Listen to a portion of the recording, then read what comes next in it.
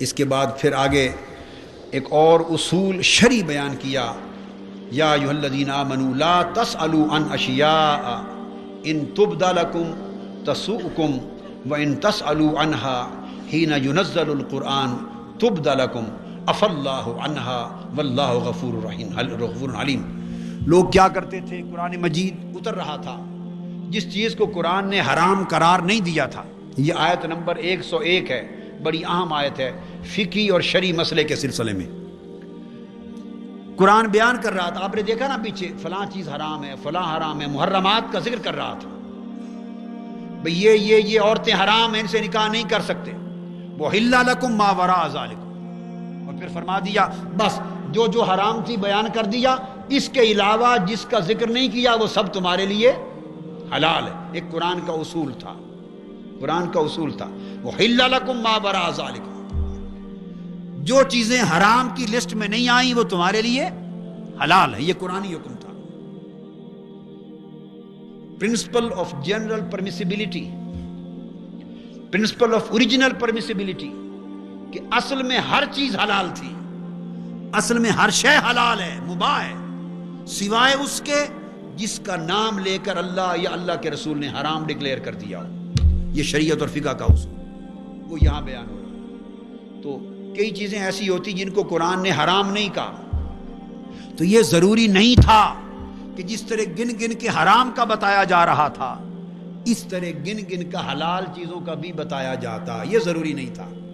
قرآن کا منشا یہ تھا، بھئی جو چیزیں حرام تھیں اور حرام ہیں ہم گن گن کر باری باری بتا رہے ہیں، اور جن چیزوں کو ہم نے حرام نہیں کہا احل لکم ما وراء ذالکم، پھر جو اس کے علاوہ ہے وہ تمہارے لیے حلال ہے، تو بس اس کے لیے پوچھنے کی ضرورت نہیں کہ کیا یہ حلال ہے یا نہیں۔ بھئی جب اس کو حرام نہیں کہا اور حرام کی لسٹ میں شامل نہیں کیا تو اس کا مطلب یہ ہے کہ یہ مباح اور حلال ہے۔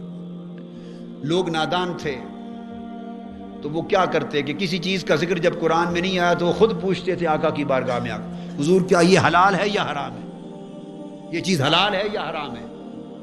تو اس پر اللہ پاک نے فرمایا ایمان والو، جس پر اللہ اور اس کا رسول اور قرآن خاموش ہے، جس کو اللہ نے بیان نہیں کیا، تم ان چیزوں کے بارے میں سوال کیوں کرتے ہو، خود کیوں کرتے ہو؟ ایسی باتیں نہ پوچھا کرو۔ اگر تمہارے پوچھنے کے جواب میں اللہ پاک نے کچھ فرما دیا بھئی یہ حرام ہے تو تمہاری سہولت تو گئی۔ اگر تم نہ پوچھتے اور اللہ ان کا حرام ہونا بیان نہ فرماتا تو اللہ کی خاموشی اور قرآن کی خاموشی سے وہ چیز تمہارے لیے حلال ہوتی، تم اسے استعمال کر سکتے۔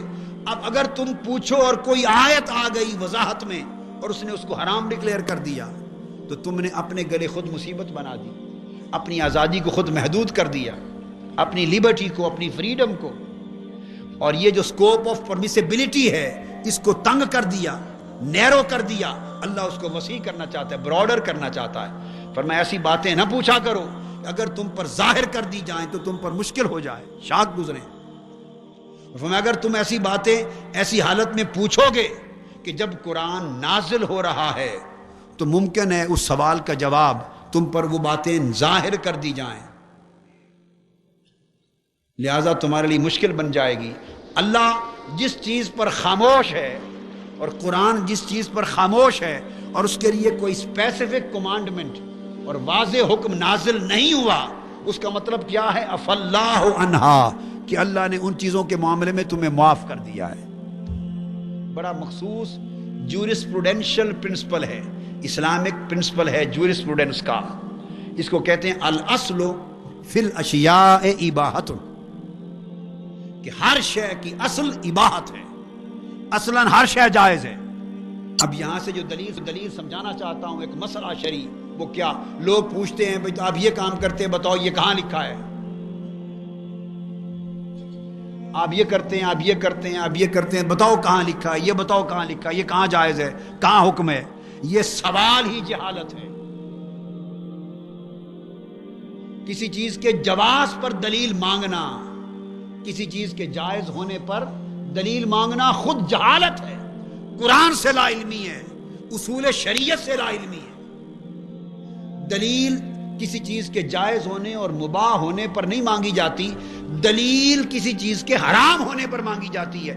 جو کہے کہ یہ حرام ہے اس سے پوچھو کہ حرام ہونے کی دلیل کیا ہے۔ بات کو سمجھے نا؟ بہت سے لوگ بے حساب لمبی قطار لگا دیتے ہیں، یہ بھی حرام، یہ بھی حرام، یہ بھی حرام۔ کہاں آیا قرآن میں، کہاں حدیث میں آیا؟ بھئی ضرورت ہی نہیں، آیا ہے یا نہیں آیا، ضرورت ہی نہیں۔ اف اللہ عنہا آ گیا کہ جس کو اللہ نے قرآن میں یا رسول پاک صلی اللہ علیہ وسلم نے حدیث میں نام لے کر جس شے کو حرام نہیں کہا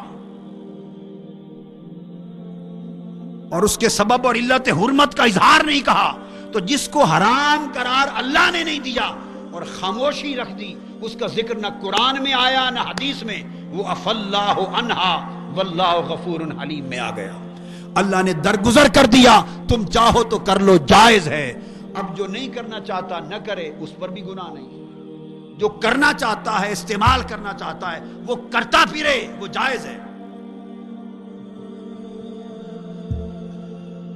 اب آپ طرح طرح کے لباس پہنتے ہیں، یہ سارے قرآن اور حدیث میں ہیں۔ حدیث میں تو وہی لباس ہے جو حضور علیہ السلام پہنتے تھے۔ یہ جو ویسٹ کوٹ پہنتے ہیں، یہ کہاں ہے حدیث قرآن میں؟ یہ جو کوٹ پہنتے ہیں، ویسٹ کوٹ پہنی ہوئی، یہ کہاں قرآن اور حدیث میں یہ لباس ہے؟ میری بات آپ سمجھتے جائیں۔ اس طرح آپ لسی پیتے ہیں، یہ کہاں قرآن میں لسی حلال ہے؟ دکھائیں مجھے کسی قرآن حدیث میں لسی۔ آپ ملک شیک پیتے ہیں، کہاں قرآن میں ملک شیک حلال ہے؟ پیپسی اور کوکا کولا پیتے ہیں، یہ کہاں لکھا ہے قرآن حدیث میں حلال ہے؟ اب بات کو سمجھتے چلے آ رہے ہیں نا۔ آپ طرح طرح کے کھانے، بریانی کھاتے ہیں، اور اب تو مجھے نہ، آپ چائنیز کھانا کھاتے ہیں اور پتہ نہیں اور کیا کیا جا کے کھاتے ہیں۔ میں بھی کھاتا ہوں۔ یہ کہاں لکھے ہیں یہ سب کھانے؟ یہ تمام قسموں کی لسٹ لگا دیں جو مینیو لکھا ہوتا ہے ریسٹورانٹ پر جا کے، وہ سارا مینیو کہاں لکھا ہے قرآن میں؟ یہ سارا مینیو حلال ہے۔ تو کس قرآن اور حدیث کے تحت یہ حلال ہو گئے؟ اسی طرح آپ ہزار کام کرتے ہیں زندگی میں۔ کبھی کوئی کہتا ہے جی بچوں کی برتھ ڈے کر لی، انہوں نے کہا جی حرام ہے، قرآن حدیث میں نہیں۔ بھئی یہ اصول ہی غلط ہے۔ حرام اور ممنوع وہ شے ہے جس کو قرآن اور سنت نے منع کر دی ہو۔ اگر قرآن اور سنت میں یہ نص ہو کہ بچے کی پیدائش کے دن خوشی نہ منایا کرو یا اس کا اہتمام یہ سیلیبریٹ نہ کیا کرو، پھر وہ حرام ہو جائے گی۔ تو جب منع نہیں کیا تو اف اللہ عنہا، یہ حلال ہو گیا۔ اللہ نے اسی سے منع کیا کہ نادانو یہ حرکت نہ کیا کرو، یہ حماقت اور بیوقوفی نہ کیا کرو کہ اللہ خاموش رہ کر، اور قرآن اور سنت اللہ کا رسول اور اللہ خاموش رہ کر اس شے کا کہیں ذکر نہ کر کے تمہاری آزادیاں وسیع کرنا چاہتا ہے کہ جو چاہے کر لے، اجازت ہے۔ اف اللہ عنہا، اللہ اپنے عفو و درگزر کا دامن وسیع کرنا چاہتا ہے۔ الدین یسر، دین کی آسانی بڑھانا چاہتا ہے۔ لا یکلف اللہ نفسا الا وسعها، وہ تمہاری طاقت سے بڑھ کر تمہیں مکلف نہیں کرنا چاہتا۔ وما جعل علیکم فی الدین من حرج، وہ دین کے اندر تنگی پیدا نہیں کرنا چاہتا۔ اللہ تمہارے لیے وسعت، فراخی، معافی اور براڈر سینس میں آزادی دینا چاہتا ہے۔ اور تم یہ پوچھ پر کہاں لکھا ہے حلال ہے، کہاں جائز ہے، پوچھ کر اپنے دین کے دائرے اور اللہ کی دی ہوئی آزادی کو سلب کرنا چاہتے ہو۔ لہذا سمجھ لیں، یاد رکھ لیں، اگر دو آدمیوں کی بحث ہو، ایک کہے کہ یہ عمل جائز ہے، دوسرا کہے ناجائز اور حرام ہے، تو دلیل جائز کہنے والے کی ذمہ داری نہیں کہ پیش کرے، اس کے پاس سرے سے کوئی دلیل قرآن و سنت کی ہے یا نہیں۔ اس کی یہی دلیل آیت نمبر 101 کافی، اف اللہ عنہا، ایک ہی دلیل کافی۔ دلیل پیش کرنا اس کی ذمہ داری ہے جو اس کو حرام کہہ رہا ہے، جو اس کو بدعت کہہ رہا ہے، حرام کہہ رہا ہے، ناجائز کہہ رہا ہے۔ لہٰذا یہ اسلامک جورسپروڈنس کا بڑا بنیادی اصول ہے۔ جب یہ دیکھتے ہیں تو اسلام کی پریکٹیکیبلٹی اور اپلیکیبلٹی اسلام کی وہ بڑی وسیع ہو جاتی ہے۔ ہزاروں لاکھوں چیزیں زندگی میں، اب ہوائی جہاز کا سفر کہاں لکھا ہے کہ کرو، جائز ہے؟ اگر اس طرح ایک ایک حکم کو پڑھ کے ہی چلنا ہے تو پھر تو گدھے اور خچر سے آگے چلنے کی اجازت ہی کوئی نہیں۔ لاؤڈ سپیکر تو بڑی اعلیٰ چیز آ گئی نا. میں تو کہہ رہا ہوں کہ پھر اگر پڑھ کے ہی چلنا ہے کہ جو حکم موجود ہے اس کے آگے باقی ہر چیز حرام ہے، تو پھر تو مزہ ہے کہ حج پہ جانے والے بھی خچر کرائے پہ لیں اور اس کے بعد باندھے سامان اور چل پڑیں، اور 15 سال بعد حج پر جا پہنچے، اور اگلے 15 سال بعد واپس آئیں، وفات بھی رستے میں ہو جائے. پھر تو بس کا سفر بھی حرام، کار بھی حرام، گاڑی بھی حرام، ہوائی جہاز بھی حرام. ایک شخص، ایک صاحب تھے، ایک عالم تھے، ایک مبلغ تھے، تو مجھے کہنے لگے کہ آپ، مجھے ایک دلچسپ واقعہ ہے، مجھے کہنے لگے آپ دین کی بڑی خدمت کرتے ہیں، ہم بڑے آپ کے مداح اور عقیدت مند ہیں، اللہ آپ کے درجات بلند کرے، بڑی خدمت کی نوجوان نسل پوری دنیا میں دین کی، مگر یہ جو بڑا تم ترا کہ ہوائی جہازوں پر ادھر جا ہوائی جہازوں پر، یہ اللہ کے رسول کی سنت اور دین میں سادگی ہے. تو میں نے کہا کہ اچھا آپ پھر آج کے بعد آپ اور میں دونوں چلتے ہیں، سائیکل لے لیتے ہیں اور لندن چلتے ہیں، یا خچر لے لیتے ہیں، لندن چلتے ہیں. میں نے کہا آپ کس طریقے سے جاتے ہیں اگر کراچی جانا پڑے؟ ہم تو گاڑی پر جاتے ہیں، ٹرین پر. تو میں نے کہا ٹرین حدیث میں لکھی ہوئی ہے اور جہاز میں. لوگوں کی مت ماری گئی، مت نہیں ماری گئی. لہذا اللہ پاک، دین وسیع ہے، ان لوگوں نے دین کو تنگ بنا دی، اور جو تصور دے رکھا تھا ٹی وی بند، اٹھا کے پھینک دیے، سارا کچھ بند، تنگ بچیوں خواتین کی تعلیم بند، یہ دین کا تصور نہیں تھا.